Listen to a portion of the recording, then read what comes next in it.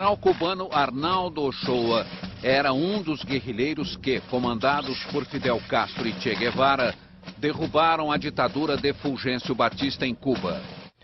Confirmo que recebi uma proposta do general comandante do Exército de Havana, Arnaldo Ochoa.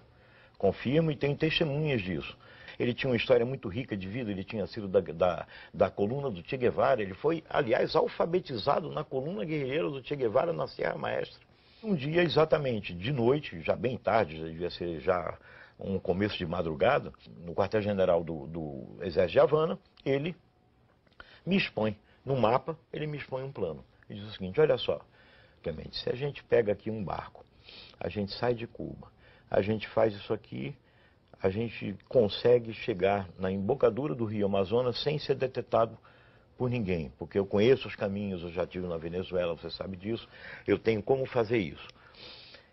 Esse barco, ele pode vir cheio com 100 combatentes cubanos, 100, uma centena de combatentes cubanos, armados até os dentes, sob o seu comando e o meu comando. Argel, Cuba, treinamento militar, 1 ano e meio. Não sei quanto tempo, fiquei o treinamento todo e fiquei esperando lá o passaporte falso da organização para poder sair de Cuba.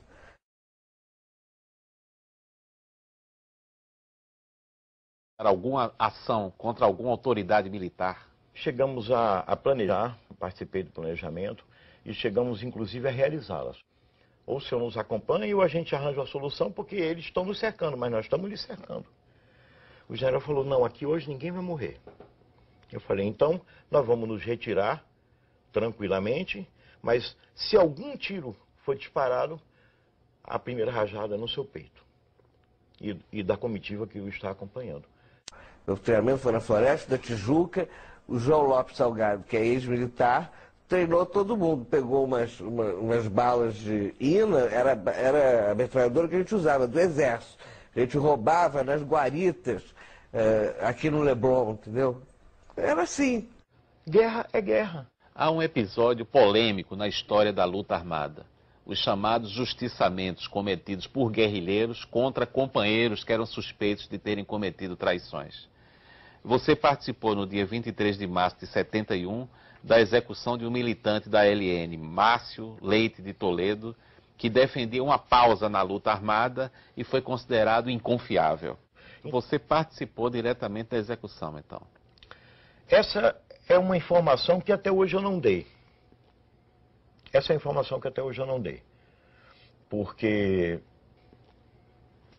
é o que você está perguntando, né?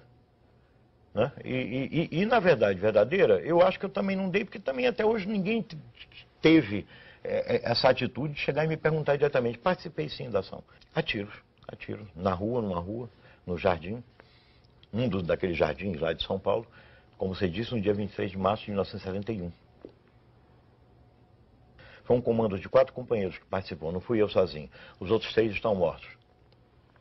Quando eu saí, eu não resisti. Eu disse para Miriam: se acontecer alguma coisa com algum de nós, eu volto aqui e te mato.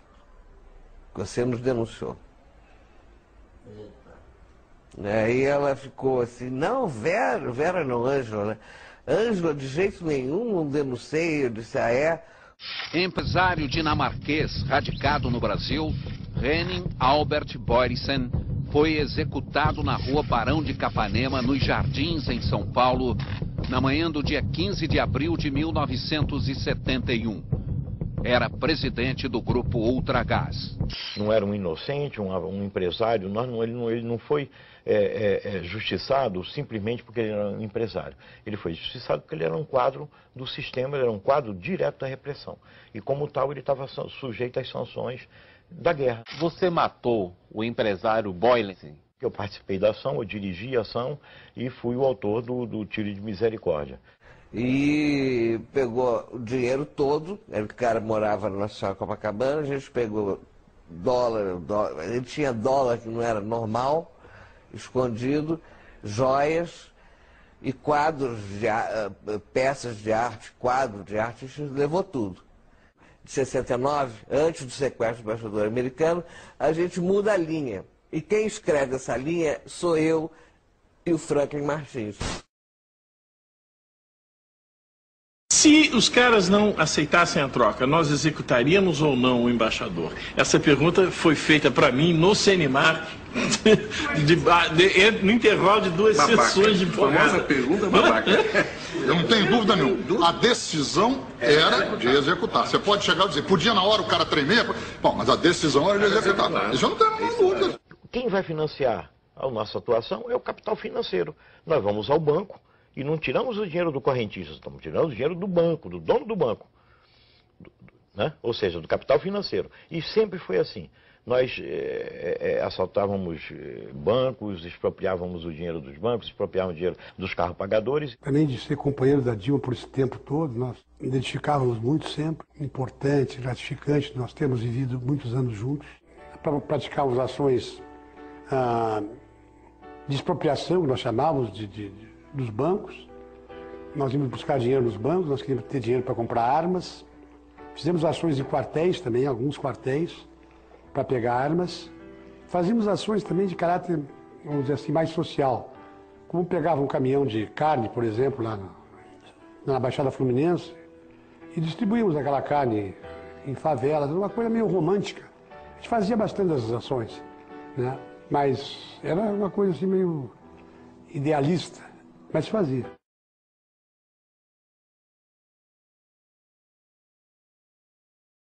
Eu estava lutando contra uma ditadura militar, mas se você examinar o programa político que nos movia naquele momento, era voltado para uma ditadura do proletariado.